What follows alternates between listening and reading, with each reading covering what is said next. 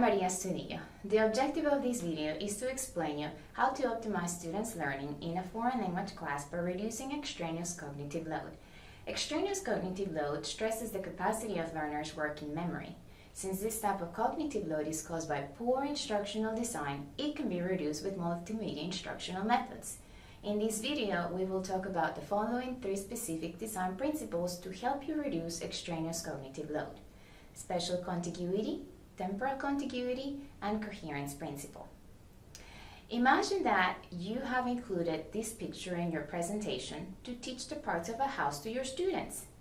By having the words and pictures away from each other, the students have to split their attention between the words and the pictures, and this is putting unnecessary strain on working memory. This design will affect your students' ability to pay attention because it increases extraneous cognitive load. They're occupied trying to match the numbers in the legend to each part of the house. So for the spatial contiguity principle, it is best to reduce their visual search by placing words next to the picture. This picture is a good example of spatial contiguity because you can see how the words and the pictures are placed near each other to reduce the visual search. This type of presentation allows the learner to devote more cognitive capacity to essential processing. When you present a narration that is followed by a picture or vice versa, you're not taking advantage of the dual channel assumption. You're just using one channel, and this makes the selecting and organizing of words and pictures more difficult because the visual and auditory processing channels are receiving information at different times. These may cause students to miss essential information by the time they see the picture.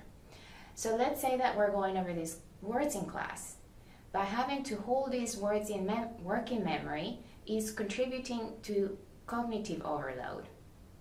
This principle works according to the dual channel assumption in the cognitive theory of multimedia learning because it makes it easier for students to select relevant information and create a mental representation of words and pictures presented at the same time so they can be organized in working memory. When using this principle, there is no need to hold one representation in working memory until the other one is presented, and this reduces cognitive load. In the coherence principle, many of us have created multimedia material with pretty pictures that do not add instructional value to the lesson. So let's look at this picture from our lesson on the parts of the house. Let's say that students need to know the word for el dormitorio.